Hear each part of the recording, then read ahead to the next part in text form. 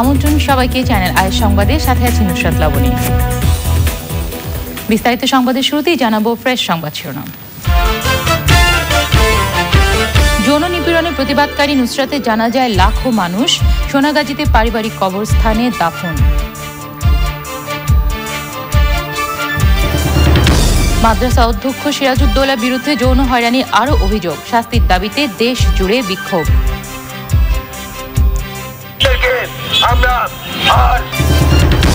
সব নদী ড্রেজিং করে নৌপথগুলো চালু করতে প্রধানমন্ত্রীর নির্দেশ, পানির অপচয় রোধে সতর্ক হওয়ার আহ্বান।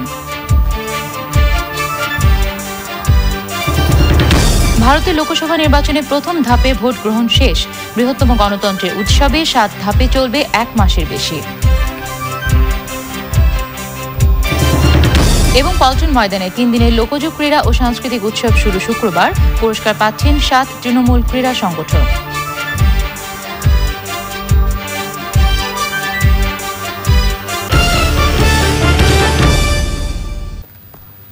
সংবাদ শিরোনামগুলো জানাচ্ছিলাম। এখনকার এই সংবাদ আয়োজন একই সঙ্গে চ্যানেল আই অনলাইনের লাইভ টিভি এবং চ্যানেল আই অনলাইনে ভেরিফাইড ফেসবুক পেজেও সরাসরি প্রচার হচ্ছে। যাচ্ছি বিস্তারিত সংবাদে। ফেনী সোনাগাজী চর চান্দিনায় সামাজিক কবরস্থানে চিরনিদ্রায় শায়িত হলেন যৌন নিপীড়নের প্রতিবাদকারী মাদ্রাসা ছাত্রী নুসরাত জাহান রাফি। বিকেলে সোনাগাজী মোহাম্মদ সাবের পাইলট উচ্চ বিদ্যালয়ের মাঠে জানাজার নামাজ শেষে দাদির কবরের পাশে তাকে দাফন করা হয়। জানাজা পড়ায় নুসরাতের বাবা। জানাজায় হাজারো মানুষ অংশ নেন। এর আগে মরদেহ নিজেদের মৌলভী বাড়িতে নেওয়া হলে আত্মীয় স্বজন সহ এলাকার শোকগ্রস্ত মানুষ ছুটে আসেন। ঘটনায় ক্ষোভ জানান তারা। গত 27 মার্চ নুসরাত তার পরিবারকে অধ্যক্ষ সিরাজউদ্দৌলা যৌন নিপীড়নের কথা জানালে তার মা থানায় মামলা করেন। পরে অধ্যক্ষকে গ্রেফতার করে পুলিশ।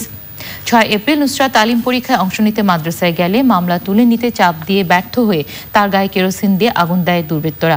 তার পরিবার ও সহপাঠীদের অভিযোগ, সোনাগাজী ইসলামিয়া সিনিয়র ফাজিল মাদ্রাসার অধ্যক্ষ সিরাজউদ্দৌলার ইন্ধনে নুসরাতকে হত্যা করা হয়েছে। স্থানীয়দের অভিযোগ, মাদ্রাসায় আলিম পরীক্ষার্থী নুসরাতকে হত্যার ইন্ধন দেওয়া ছাড়াও অনেক ছাত্রীকে যৌন হয়রানি করেছেন মাদ্রাসার অধ্যক্ষ সিরাজউদ্দৌলা। প্রভাবশালীদের হস্তক্ষেপে ওইসব অপকর্ম ধামাচাপা দেন তিনি। পুলিশ প্রশাসনও কোনো ব্যবস্থা নেয়নি।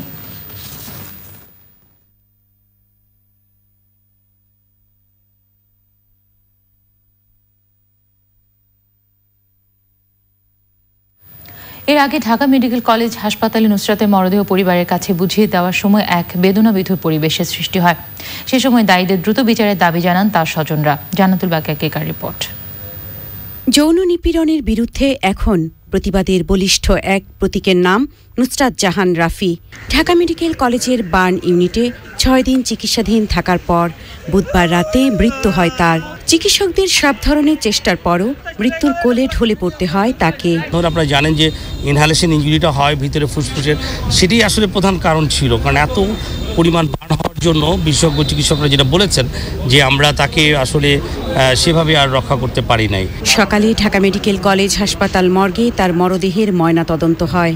এই মুহূর্তে আমি ব্যক্ত করতে পারতেছি আমার অন্তরস্থ মনের মধ্যে কি ব্যথা, কি আগুন জ্বলতেছে, কত খারাপ লাগতেছে আমার কাছে। আমার কলিজা ধাও ধাও করে আগুন জ্বলতেছে। যারা ক্লান্ত গত 5 দিন সবাই সহযোগিতা করেছেন, তার চিকিৎসার বিষয়ে সার্বিক সহযোগিতা করেছেন। আমরা সবার কাছে কৃতজ্ঞতা প্রকাশ করছি।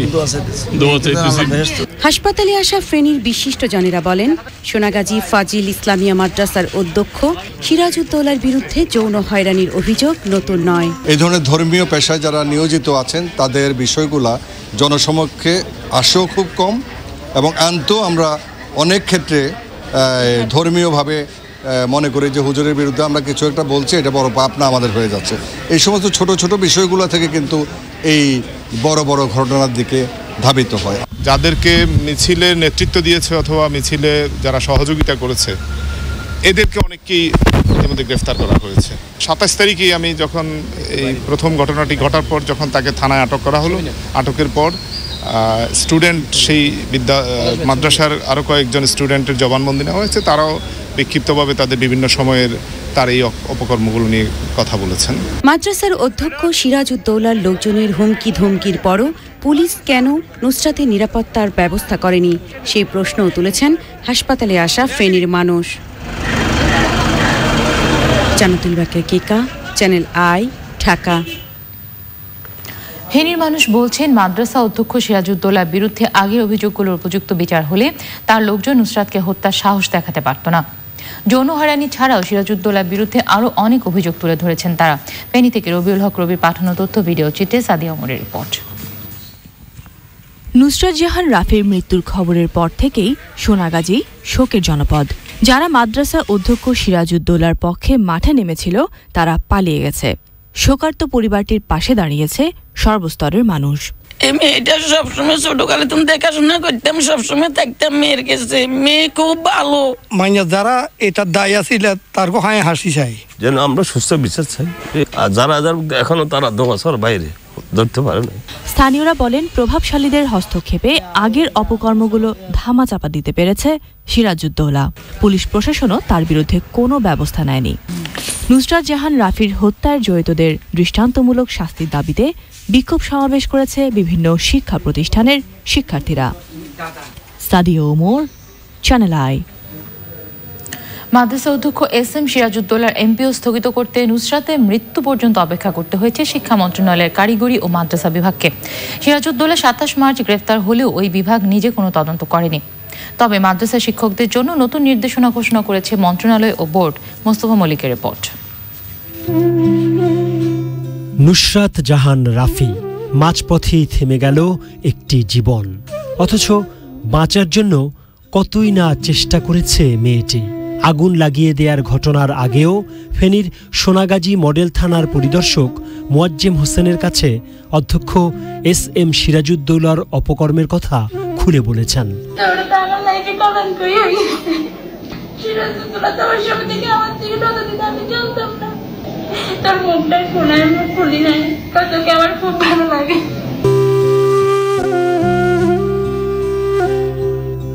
বিচার তো পাইনি, বরং মডেল থানার কক্ষে নানা প্রশ্নবাণে জর্জরিত করা হয়েছে কোমলমতি এই শিক্ষার্থীকে। পুলিশ কর্মকর্তার করা প্রশ্নগুলো নুসরাতের জন্য ছিল খুবই অসম্মানজনক। তোমাকে ডাকছিল না, তুমি ওখানে গেছো? আমাকে ডাকছিল পিয়নজি। কার মাধ্যমে ডাকছিল? কার মাধ্যমে? আপনি যেতে পারেন না, আমি কিছু হয়নি, রাখো। নুসরাত এখন আর নেই, তবে শিক্ষক নামধারী সিরাজউদ্দৌলাদের কি হবে? যেটা করবো তার এমপিও বন্ধ রেখে করবো, তার এমপিও ছাড়বো না। এটা আমরা খুব দেখবো যে তার এমপিও যেন ছাড়া না হয়। এটা আমরা ডিজিকে অলরেডি বলে দিছি যে তার এমপিও যেন না ছাড়া হয়। একটা পরিবারের মেয়ে মারা গেছে, কারো ভাই বোন, কারো মেয়ে, এগুলো তো কাম্য না। এটা তো মানে কখনোই কাম্য না। এবং যারা এই ধরনের অপরাধ করে তারা তো মানে কঠিন শাস্তি পাওয়া উচিত। যেহেতু একটা বিচার বিভাগীয় ব্যাপার মধ্যে গেছে দেখে আমরা কোনো তদন্ত কমিটি এখনো করিনি। এই ঘটনার পর দেশের সবগুলো মাদ্রাসার শিক্ষকদের জন্য নতুন কর্মসূচি ঘোষণা করেছে মন্ত্রণালয়। এই ধরনের কাজ করে কেউ পাওয়ার সুযোগ নাই। হ্যাঁ, একেবারে আমাদের মানে শিক্ষা বিভাগ থেকে আমরা যে সমস্ত কড়াকড়ি সিদ্ধান্ত নেওয়া দরকার আমরা সেই ব্যাপারে 100% কড়াকড়ি সিদ্ধান্ত নেব, 99%ও না। মাদ্রাসা শিক্ষা বোর্ডের অধিভুক্ত দাখিল এবং আলিম পর্যায়ে যে মাদ্রাসাগুলো আছে সেই সমস্ত মাদ্রাসাগুলোকে আমরা কঠোর নির্দেশনা দিব যেন করে ভবিষ্যতে এই ধরনের কোনো ঘটনা আমাদের দাখিল এবং আলিম পর্যায়ের মাদ্রাসার মধ্যে না ঘটে। সিরাজউদ্দৌলার ব্যাপারে তার উপযুক্ত বিচার হোক এবং এই তার জন্য আমরা মনে করি যেহেতু তার কারণেই আমাদের অত্যন্ত আদরের আমাদের একজন শিক্ষার্থী নুসরাত জাহান রাফি মারা গেছে, তার জন্য আইন অনুসারে তিনি যেন সর্বোচ্চ শাস্তি পান, আমি সেই কামনাই। কারিগরি ও মাদ্রাসা বিভাগের এই সচিব বলছেন, নুসরাতের ঘটনায় মাদ্রাসা কমিটি, শিক্ষক এবং জেলার ঊর্ধ্বতন পুলিশ কর্মকর্তাদের দায়িত্ব এড়ানোর কোনো সুযোগ নেই। Mostafa Mallik, Channel i. নুসরাত হত্যায় প্রতিবাদের ঝড় উঠেছে শিক্ষা প্রতিষ্ঠান সহ সকল স্তরের মানুষের মাঝে। জাতীয় মানবাধিকার কমিশনের পক্ষ থেকেও দোষীদের ব্যাপারে দ্রুত ব্যবস্থা গ্রহণের আহ্বান জানানো হয়েছে। মিথিলা নাজনীনের রিপোর্ট। নুসরাতের মৃত্যুতে ক্ষোভে ফেটে পড়েছে সমাজের সকল স্তরের মানুষ। শিক্ষা প্রতিষ্ঠানে মানববন্ধন, মাদ্রাসা অধ্যক্ষ সিরাজউদ্দৌলার কুশপুত্তলিকা দাহ সহ প্রতিবাদে উত্তাল হয়েছে সাধারণ শিক্ষার্থীরা। সিরাজউদ্দৌলা সহ জড়িত সকলের শাস্তির দাবি সাধারণ শিক্ষার্থীদের। আমরা চাই যে সরকার দৃষ্টান্তমূলক এবং কঠোর একটা পদক্ষেপ যাতে ফিউচারে এরকম ঘটনা না ঘটে। মৃত্যুদণ্ডই তো শুধু এনাফ না তার জন্য, কারণ সে যত কিছু যেটা করছে মেয়েটার সাথে এটাকে অনেক কষ্ট দেয়, একটা মানুষকে পোড়ায় মারা হচ্ছে। আমি চাই যে তাকে ওইভাবে মৃত্যু হোক, তার শাস্তিটা ওরকম কিছু হোক। ফেনী জেলা ছাত্র কল্যাণ সমিতি ঢাকা বিশ্ববিদ্যালয় অধ্যয়নরত যারা আছে, তো আমরা এটা মানববন্ধন করেছি। এখানে জগন্নাথ বিশ্ববিদ্যালয়ে যারা ফেনী শিক্ষার্থী আছে, তেজগাঁও সহ ঢাকার বিভিন্ন কলেজ বিশ্ববিদ্যালয়ে যেসব শিক্ষার্থীরা আছে তারা উপস্থিত ছিল। একজন হত্যাকারী যে বিচার, আমাদের দেশের ট্রাইব্যুনালে যে বিচার, সেই বিচারটাই চাই আমরা। এটা তো আসলে কোনো মানুষের কাজ হতে পারে না। আমাদের দেশের প্রধানমন্ত্রী একজন নারী, তারপরেও কেন আমরা এই নারী অধিকার নিয়ে এই যে দিনের পর দিন প্রোটেস্ট করেই যাব? কেন আমাদের এই দাবি আর কতদিন চাইতে হবে? জাতীয় মানবাধিকার কমিশনের পক্ষ থেকে বিচারের দাবি জানানো হয়েছে। তদন্ত এবং বিচার কার্যক্রমে কোনো গাফিলতি যেন না থাকে সে ব্যাপারে সতর্ক থাকার আহ্বান তাদের। যারা তদন্ত করবে তাদের বিষয়টা মাথার মধ্যে রাখতে হবে। আমি বলবো, এটা আমার পরামর্শ, যে মানুষের প্রত্যাশা, মানুষের যেভাবে মানুষ দেখছে জিনিসটা, তার থেকে যেন খুব বেশি বিচ্যুত না হয়। দোষীদের শাস্তির দাবিতে প্রতিবাদ সমাবেশে যোগ দিয়েছে শাহবাগ। Mithila Nazneen, Channel I, Dhaka. নুসরাত জাহান রাফির গায়ে কেরোসিন ঢেলে পুড়িয়ে হত্যার ঘটনার দায়ের হওয়া মামলার তদন্তে গাফিলতি হলে হস্তক্ষেপ করবেন হাইকোর্ট। আদালত বলেছেন তারা সমভাবে ব্যথিত। কোনোভাবেই সাগর, রুনি, মিতু আর তনুর মতো এই মামলাটি যেন হারিয়ে না যায়। সংশ্লিষ্ট মন্ত্রীরা অবশ্য দোষীদের দৃষ্টান্তমূলক শাস্তির আশ্বাস দিয়েছেন। মাজহারুল হক মান্নার রিপোর্ট। মাদ্রাসার ছাত্রী নুসরাতের মৃত্যুতে সারা দেশে তোলপাড় চলছে। তার রেশ ছুঁয়ে গেছে আদালত প্রাঙ্গণেও। সকালে সুপ্রিম কোর্টের আইনজীবী সৈয়দ সায়েদুল হক গণমাধ্যমে প্রকাশিত প্রতিবেদন হাইকোর্ট বেঞ্চের নজরে আনেন এবং বিচার বিভাগীয় তদন্তের নির্দেশনা চান। আদালত বলেন, মামলাটি পিআইবি তদন্ত করছে আর প্রধানমন্ত্রী নিজে তদারকি করছেন। যে আমরা সমানভাবে আপনাদের মতো ব্যথিত। আমরা কোনোভাবেই চাই না যে এটা সাগর, রুনির মতো অথবা এই চিটংয়ের, চট্টগ্রামের মিতু অথবা কুমিল্লার তনুর মতো যেন মামলাটা হারাই না যায়।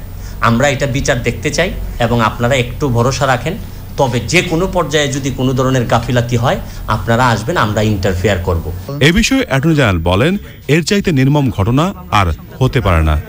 যাদের জন্য মেয়েটির মৃত্যু হলো তাদের তো নিশ্চয়ই দৃষ্টান্তমূলক শাস্তি হবে এবং আশা করি এই ব্যাপারে রাষ্ট্রপক্ষ থেকে সমস্ত রকমভাবে প্রচেষ্টা নেওয়া হবে যাতে এই অপরাধীরা উপযুক্ত সাজা পায়। অবিলম্বে তদন্ত করে নুসরাত হত্যা মামলার চার্জশিট এবং বিচার কার্যক্রম দ্রুত শেষ করার আশ্বাস দিয়েছেন মন্ত্রীরা। আমি প্রসিকিউশনকে নির্দেশ দিব যাতে এটাকে ফাস্ট ট্র্যাক করা হয়। আমরাও পিবিএও এটা যত সম্ভব তাড়াতাড়ি এটার চার্জশিট প্রদান করবেন। আমরা এটাকে খুব সিরিয়াসলি নিয়েছি। তাঁরা জানিয়েছেন, এই ঘটনায় অবহেলা বা ইন্ধনের সঙ্গে জড়িত কেউই রেহাই পাবে না। মাজহারুল হক মান্না, চ্যানেল আই, ঢাকা। যৌন নির্যাতনের প্রতিবাদকারী নুসরাত হত্যার প্রতিবাদে বিক্ষোভে উত্তাল সারা দেশ। এই ঘটনায় দোষীদের দৃষ্টান্তমূলক শাস্তির দাবিতে বিভিন্ন কর্মসূচি চলছে। নিত্যদিনের খুন, ধর্ষণের দ্রুত বিচার করুন স্লোগানে রাজশাহী মহানগরীর সাহেববাজার 0 পয়েন্টে রাজশাহীবাসী মানববন্ধন করেছে।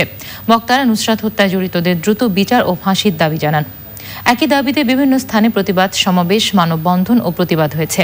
বিভিন্ন সামাজিক ও সাংস্কৃতিক সংগঠন নানা কর্মসূচি ঘোষণা করেছে।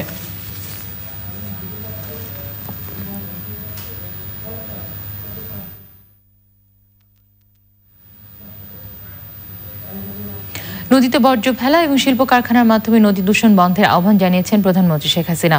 বিশ্ব পানি দিবসের আলোচনায় প্রধানমন্ত্রী পানির অপচয় রোধে আরও সতর্ক হতে বলেছেন। খালের মুখে কোনো বাঁধ থাকবে না বলেও হুঁশিয়ারি করেছেন প্রধানমন্ত্রী। নীলাদ্রি শেখরের রিপোর্ট। সবার জন্য নিরাপদ পানির অধিকার নিশ্চিত করতে 1992 সালে 22 মার্চকে বিশ্ব পানি দিবস হিসেবে ঘোষণা করে জাতিসংঘ। টেকসই উন্নয়ন লক্ষ্যমাত্রা অনুযায়ী 2030 সালের মধ্যে সবার জন্য পানির অধিকার নিশ্চিত করতে কাজ করছে সংস্থাটি। বর্তমানে দেশের শতকরা 87% মানুষ নিরাপদ পানির আওতায় এসেছে, শহরাঞ্চলে সেই মাত্রা একটু বেশি। বিশ্ব পানি দিবসের আলোচনায় পানির উৎস ও বহমানতা ধরে রাখতে প্রতিবেশী দেশের সঙ্গে ন্যায্য হিস্সা আদায়ে আলোচনা সহ সরকারের নানা পরিকল্পনার কথা তুলে ধরেন প্রধানমন্ত্রী। নির্দেশনা দেন আগামী দিনে নদী শাসন, নৌপথ চালু, জলাধার সংরক্ষণে করণীয় নিয়ে। আমি সকলকে অনুরোধ করব যে নদীতে বর্জ্য ফেলা এটা বন্ধ করতে হবে। একটা সময় ছিল যে হয়তো নদীতে ফেলে দিচ্ছে, চলে যাচ্ছে, এখন কিন্তু সেটা না, এটা একটা সমস্যা হিসেবে দেখা দিচ্ছে। কাজে প্রতিটি শিল্প প্রতিষ্ঠান যারা গড়ে তুলবে তারা যেন নদী দূষণ না করে, সেই জন্য তাদের বর্জ্য ব্যবস্থাপনা করতে হবে, পানি শোধনাগার করতে হবে।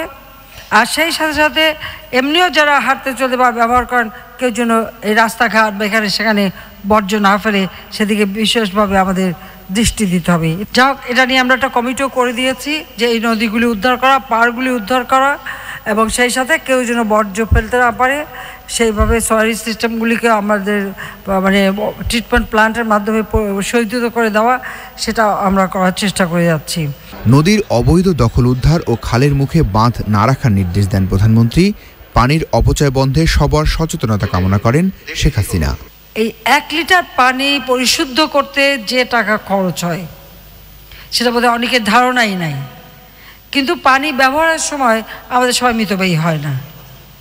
কল খোলা রেখে দিয়ে গায়ে সাবান মাখাচ্ছে তো মাখাচ্ছেই, কল খোলা রেখে দিয়ে দাঁত ব্রাশ হচ্ছে তো হচ্ছেই, বা আমি ছেলেদের বলতে চাই যে কল খুলে রেখে দাড়ি কাটছে তো কাটছেই। অসুবিধা কি? একটু মগ ব্যবহার করেন। যেহেতু আমি বলি সেটা আমি নিজে মেনে চলি, কারণ আমি যখন কাউকে একটা কথা বলবো, উপদেশ দেবো, আগে তো আপনি আচরি ধর্ম পরকে শিখাও, এটাই বলে। তা আগে তো নিজে ব্যবহার করতে হবে, কারণ আমি এটা মেনে চলি। কাজে আমি এটা চাই যে এত টাকা দিয়ে পানি পরিশুদ্ধ করে দিচ্ছি, এটা যেন অপচয় না হয়। 2021 সালের মধ্যে শতভাগ মানুষকে সুপেয় পানির আওতায় আনা হবে বলেও আশ্বাস প্রধানমন্ত্রীর। Niladri Shekhar, channel I, Dhaka. ভারতের 17তম লোকসভা নির্বাচনে প্রথম ধাপে 18টি রাজ্য এবং 2টি কেন্দ্রশাসিত অঞ্চলের 91টি আসনে ভোট গ্রহণ শেষ হয়েছে। সেই সাথে শেষ হয়েছে 4 রাজ্যে বিধানসভা নির্বাচনে ভোট গ্রহণ। ভারতে অন্ধ্রপ্রদেশে সংঘর্ষে 1 টিডিপি নেতা নিহত হয়েছে। 2-1টি বিক্ষিপ্ত ঘটনা ছাড়া শান্তিপূর্ণ ভোট গ্রহণের কার্যক্রমের সমাপ্তি ঘটেছে। ভারতীয় সময় সকাল 7টায় শুরু হওয়া ভোট সন্ধ্যা 6টায় শেষ হয়েছে। ইফতেখার উদ্দিনের রিপোর্ট। পরবর্তী সরকার বেছে নিতে প্রথম দফায় ভোট দিয়েছেন ভারতের 20 রাজ্যের ভোটার। মোট 545টির মধ্যে 543টি আসনে নির্বাচনে ভোট গ্রহণ হয়েছে। বাকি 2টি আসন অ্যাংলো ইন্ডিয়ান সম্প্রদায়ের জন্য সংরক্ষিত। বিশ্বের সবচেয়ে বড় ভোটে রেকর্ড 11 লাখ ইভিএম ব্যবহার করা হয়েছে। তবে কয়েকটি বুথে ইভিএম খারাপ হওয়ায় দেরিতে ভোট গ্রহণ শুরু হয়। এবারের নির্বাচনে 13 কোটি নতুন ভোটার অন্তর্ভুক্ত হয়েছে দেশটিতে। পশ্চিমবঙ্গের কোচবিহারে নিয়ম না মেনে বুথের ভেতর বিএসএফ সদস্যের ঢুকে পড়ার অভিযোগ এনেছে তৃণমূল কংগ্রেস। ইভিএম কারচুপিরও অভিযোগ করেছেন তারা। দিনহাটায় তৃণমূল ও বিজেপি কর্মীদের মধ্যে সংঘর্ষ হয়েছে। তৃণমূল কর্মীদের বিরুদ্ধে ভোটারদের মারধরের অভিযোগ করেছে বিজেপি। এছাড়াও রাহুল গান্ধীকে হত্যা চেষ্টা করা হয়েছে বলে দাবি করেছে কংগ্রেস। গণমাধ্যমে কথা বলার সময় তার দিকে বেশ কয়েকবার স্নাইপারের লেজার তাক করা হয়েছে বলে অভিযোগ করেছেন দলের নেতাকর্মীরা। বিচ্ছিন্নতাবাদীদের প্রতিবাদের মুখে কাশ্মীরের শ্রীনগরে জীবনযাত্রা স্থবির হয়ে রয়েছে। যান চলাচল নিয়ন্ত্রণ করছে আইনশৃঙ্খলা বাহিনী। এই অঞ্চলে ভোট কেন্দ্রে ভোটার উপস্থিতি ছিল কম। বিভিন্ন জরিপে ক্ষমতাসীন নরেন্দ্র মোদীর বিজেপি এগিয়ে রয়েছে। তবে বেশ কয়েকটি প্রভাবশালী আঞ্চলিক দলগুলো ভোটের মোড় ঘুরিয়ে দিতে সক্ষম বলছেন বিশ্লেষকরা। কিছু কিছু জায়গায় বিজেপি কংগ্রেস হাড্ডাহাড্ডি লড়াই হওয়ারও আভাস মিলেছে। মোট 7 ধাপে লোকসভা নির্বাচনের ভোট গ্রহণ শেষ হবে 19 মে, আর ফল প্রকাশ করা হবে 23 মে। সরকার গঠনের জন্য কোনো দল বা জোটকে অন্তত 272টি আসন পেতে হবে। Iftekhar Uddin, channel I. জাতির জনক বঙ্গবন্ধু শেখ মুজিবুর রহমানের জন্মশতবার্ষিকী পালন ও বাংলা বর্ষবরণ উপলক্ষে শুক্রবার শুরু হচ্ছে 3 দিনের লোকজ ক্রীড়া ও সাংস্কৃতিক উৎসব। জেলা ও বিভাগীয় ক্রীড়া সংগঠক পরিষদ, বাংলাদেশ কান্ট্রি গেমস অ্যাসোসিয়েশনের যৌথ আয়োজনে গ্রাম বাংলার জনপ্রিয় খেলায় অংশ নেবে বিভিন্ন জেলার প্রতিযোগীরা। প্রতিদিন খেলা শেষে সন্ধ্যায় সাংস্কৃতিক অনুষ্ঠানে পরিবেশিত হবে লালন গীতি, গম্ভীরা, মাঝভান্ডারি, জারি সারি সহ দেশের বিভিন্ন অঞ্চলের জনপ্রিয় গান। সাইদুর রহমান শামীমের রিপোর্টে দেখুন বিস্তারিত। গ্রাম বাংলার জনপ্রিয় খেলা হারানো ঐতিহ্য ফিরিয়ে আনতে গঠিত বাংলাদেশ কান্ট্রি গেমস অ্যাসোসিয়েশন গত মাসেই পল্টন ময়দানে আয়োজন করেছিল দিনব্যাপী লোকজ ক্রীড়া উৎসব। আনন্দের সেই রেশ কাটতে না কাটতেই জাতির জনক বঙ্গবন্ধুর জন্মশতবার্ষিকী ও বাংলা নতুন বছর বরণ উপলক্ষে 3 দিনের বিশাল আয়োজন ঢাকার পল্টন ময়দানে। জেলা ও বিভাগীয় ক্রীড়া সংগঠক পরিষদ এবং বাংলাদেশ কান্ট্রি গেমস অ্যাসোসিয়েশন এই ক্রীড়াযজ্ঞের যৌথ আয়োজন। লোকজ খেলা থাকছে পুরো 3 দিন জুড়ে। প্রতিদিন খেলা শেষে সন্ধ্যায় সাংস্কৃতিক অনুষ্ঠান। ইটকাঠের শহরের সন্ধ্যা বর্ণময় হয়ে উঠবে গ্রাম বাংলার লোকপ্রিয় সুরের মূর্ছনায়। শুক্রবার বিকাল 3টায় গান খেলার এই উৎসবের উদ্বোধন। বৈশাখের প্রথম সন্ধ্যায় লালন গীতি, গম্ভীরা ও পুঁথি পাঠ দিয়ে পর্দা নামবে উৎসবে। সাংস্কৃতিক অনুষ্ঠান মালার মধ্য দিয়ে, গান বাজনার মধ্য দিয়ে পয়লা বৈশাখের অনুষ্ঠানাদি পালিত হয়ে থাকে। এবার তার একটি ব্যতিক্রমধর্মী আমরা কর্মকাণ্ড করতে যাচ্ছি, কর্মসূচি আমরা দিয়েছি।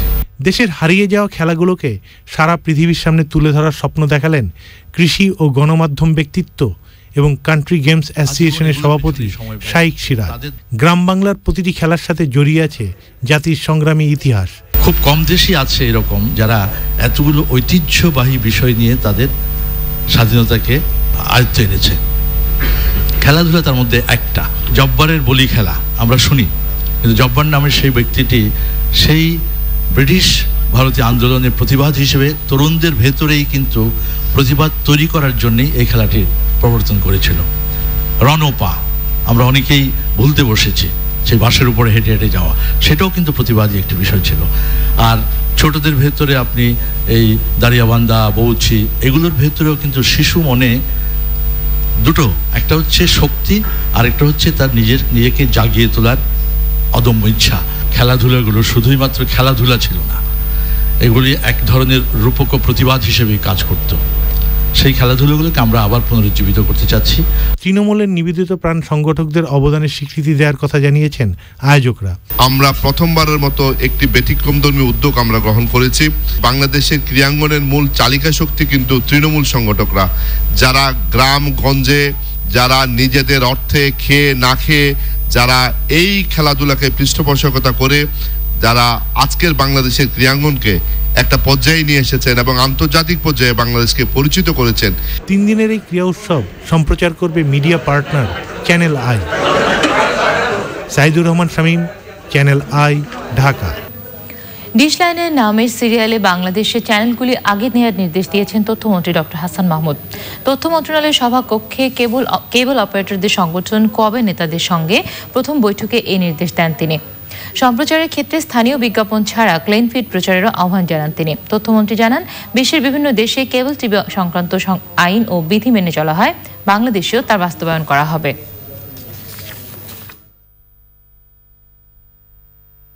সমস্ত বাংলাদেশের চ্যানেলগুলো সিরিয়ালি শুরুতে থাকতে হবে, এরপর বিদেশি চ্যানেলগুলো থাকবে। তো সেটি বেশিরভাগ ক্ষেত্রে মানা হয়, অনেক ক্ষেত্রে এটি ব্যত্যয় আছে। নিয়ম অনুযায়ী সরকারি চ্যানেলগুলো প্রথমে থাকবে, এরপর চ্যানেলগুলোর আমার সাথে আলোচনা অনুযায়ী চ্যানেলগুলোর ফ্রিকোয়েন্সি পাওয়ার তারিখ অনুযায়ী সেগুলোর লিস্টিং করে সেই লিস্ট অনুযায়ী তাদের নাম্বারিং হবে এবং সেইভাবে কেবল নেটওয়ার্ক যারা পরিচালনা করছেন তারা দেখাবেন। এবারে সামিট আন্তর্জাতিক সংবাদ।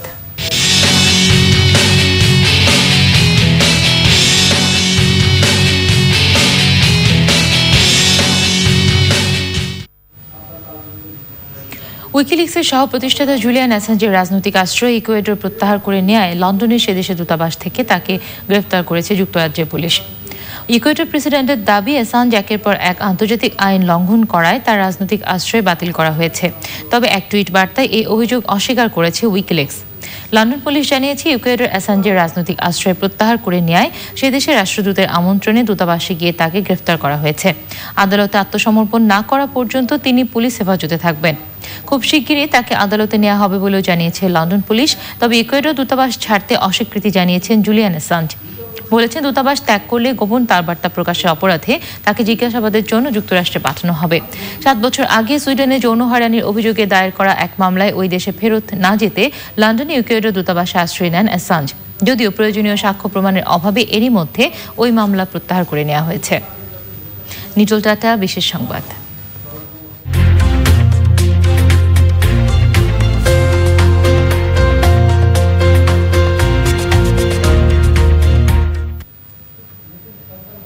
থাইল্যান্ডে নববর্ষ উদযাপনে অন্যতম আকর্ষণ হয়ে উঠেছে হাতি। এই উৎসব উদযাপনে হাতিদের অনেক বেশি উৎফুল্ল দেখা যায়। হাতিদের সঙ্গে পানি ছোড়াছুড়িতে মেতে ওঠেন থাইল্যান্ডের নাগরিক ও পর্যটকরা। হাতির বিশাল দেহে চন্দিত হয় নৃত্য। হাতির গলা থেকে পায়ের পাতা পর্যন্ত আঁকা হয় ফুলে ফুলে। উৎসবে অংশগ্রহণকারীদের পরনে ছিল বর্ণিল পোশাক। থাইল্যান্ড নববর্ষ সংক্রান্ত প্রতি বছর 13 এপ্রিল উদযাপিত হয়, তবে উৎসবটি উদযাপিত হয় 3 দিন ব্যাপী। এই উৎসব উপলক্ষে থাইল্যান্ডে যেভাবে পানি ছোড়াছুড়ি খেলা হয়, পৃথিবীর আর কোথাও এত ব্যাপকভাবে তা দেখা যায় না। ইসলামী ব্যাংক অর্থনীতি সংবাদ।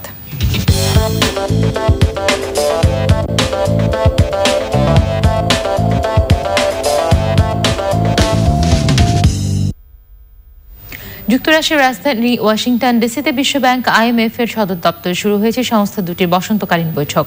সদস্য 189 দেশের প্রায় 3000 প্রতিনিধি, 350 আর্থিক প্রতিষ্ঠানের প্রধান নির্বাহী, সুশীল সমাজে শতাধিক প্রতিনিধি, 800 গণমাধ্যম কর্মী যোগ দিচ্ছেন বৈঠকে। বাংলাদেশের অর্থমন্ত্রীর নেতৃত্বে বাংলাদেশ ব্যাংক গভর্নর, অর্থ সচিব, অর্থনৈতিক সম্পর্ক বিভাগের সচিব সহ 15 সদস্যের ঊর্ধ্বতন কর্মকর্তারা এসেছেন সদর দপ্তরে। যুক্তরাজ্য সরকারের উদ্যোগে রোহিঙ্গা বিষয়ে একটি বৈঠকে সর্বশেষ অবস্থা তুলে ধরবে Bangladesh. A1 soundless water pump কৃষি সংবাদ।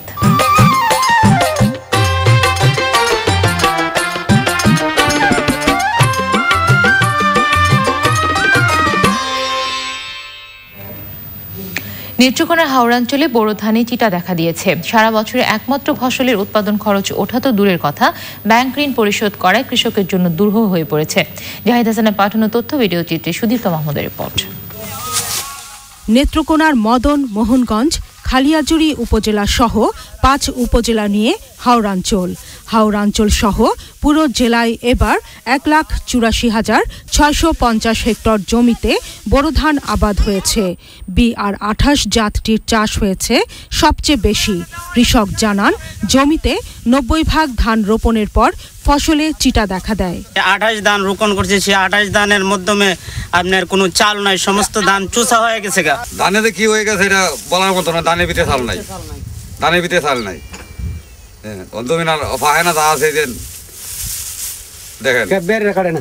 হাওড়াঞ্চলে যাতায়াত সুবিধা একেবারেই না থাকায় চিটায় বিবর্ণ ধানের ন্যায্য দাম পাওয়া তো দূরের কথা, উৎপাদন খরচই উঠছে না কৃষকের। এখন মনে হয় এই রাস্তাঘাটও মনে হয় সুবিধা না, এই খারাপ ভাঙ্গা মনে হয় নিতে পারে না গাড়ি ঘোড়ায়। সরকার যদি সাহায্য না করে তা আমরা চল মাঙ্গবা। আমরা তো ধান টান ব্যস্ত থাকতেছি না, আমাকে 200 টাকা দর করে ধান, কদিন হলো 150 টাকা দর, ধান নেয় না। কৃষি বিশেষজ্ঞরা বলছেন, কোল্ড ইনজুরিতে পড়ে BR28 জাতটিতে চিটা ধরেছে। যে জমিগুলো পৌষ মাসে রোপণ করছে অথবা অগ্রাণে প্রথম সপ্তাহে রোপণ করছে, এরকম প্রায় 5 থেকে 6,000 হেক্টর জমি, যেটা ফুল অবস্থায় দিনের তাপমাত্রা ছিল 28 ডিগ্রি সেলসিয়াস এবং রাতের তাপমাত্রা ছিল 12 ডিগ্রি সেলসিয়াস।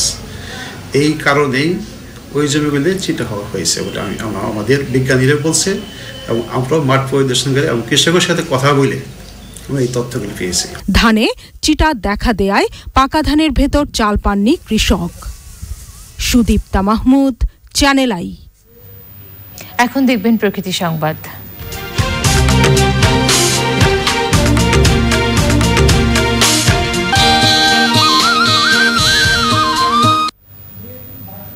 ঢাকার মিরপুরে জাতীয় উদ্ভিদ উদ্যান অসংখ্য নান্দনিক উদ্ভিদে পূর্ণ একটি জীবন্ত উদ্ভিদ সংগ্রহশালা। এখানে রয়েছে দেশি বিদেশি বৈচিত্র্যময় উদ্ভিদের বিপুল সংগ্রহ। উদ্ভিদ উদ্যানে নান্দনিক উদ্ভিদরাজি নিয়ে দেখুন শিহাব খালেদিনের ডেস্ক রিপোর্ট।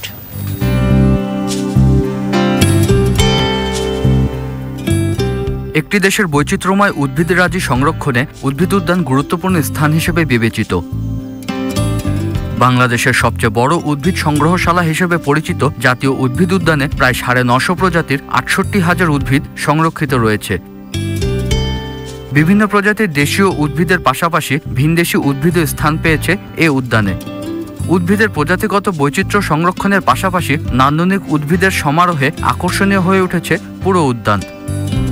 বিভিন্ন প্রজাতির অর্কিড, ক্যাকটাস, বৃক্ষ, লতাগুল্ম ও নান্দনিক ফুলের উপস্থিতিতে উদ্ভিদ উদ্যান সারা বছরই রঙিন ও প্রাণপ্রাচুর্যে পূর্ণ থাকে।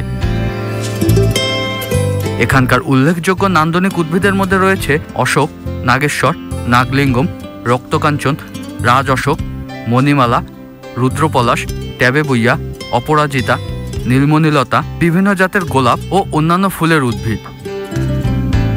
এসব উদ্ভিদের উপর নির্ভর করে বেঁচে আছে বিভিন্ন প্রজাতির বন্যপ্রাণী ও কীটপতঙ্গ।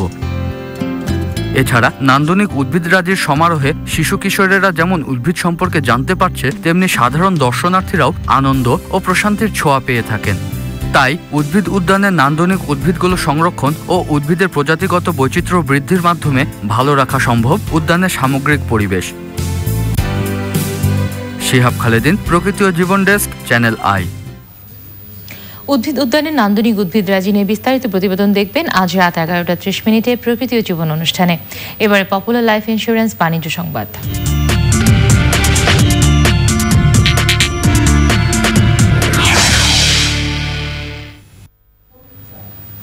সপ্তাহের শেষ কর্মদিবসে ঘুরে দাঁড়িয়েছে ঢাকার পুঁজিবাজার। বেড়েছে বেশিরভাগ কোম্পানির শেয়ারের দাম ও লেনদেন।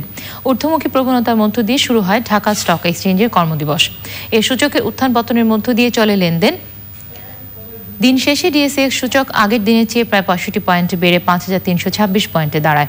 এদিন হাতবদল হয় 344টি কোম্পানির 284 কোটি 18 লাখ টাকার শেয়ার ও মিউচুয়াল ফান্ড। এর মধ্যে দাম বাড়ে 262টির, কমে 45টির এবং অপরিবর্তিত থাকে 37টি কোম্পানির শেয়ারের দাম। ইনজুরিতে পড়েছেন বাংলাদেশ ক্রিকেট দলের অন্যতম সেরা বোলিং অস্ত্র মোস্তাফিজুর রহমান। গোড়ালিতে আঘাত পাওয়ায় কমপক্ষে 2 সপ্তাহ মাঠের বাইরে থাকতে হবে তাকে। বিশ্বকাপ ক্রিকেটের আগে কাটার মাস্টারের এমন ইনজুরির খবর বিমর্ষ করেছে ক্রিকেট বোর্ডকে। আদিল আহমেদ শানের রিপোর্ট। দুয়ারে বিশ্বকাপ, এই দৃশ্যটাই বাংলাদেশ ক্রিকেটে কাঁপন ধরানোর মতো। টাইগারদের প্রধান বোলিং অস্ত্র মুস্তাফিজ আবারও ইনজুরিতে। বৃহস্পতিবার প্রিমিয়ার ডিভিশনের ম্যাচ খেলার কথা ছিল মুস্তাফিজের, কিন্তু আগের দিনেই শাহিনপুকুরের অনুশীলনে বাঁ পায়ের গোড়ালিতে চোট লাগে কাটার মাস্টারের।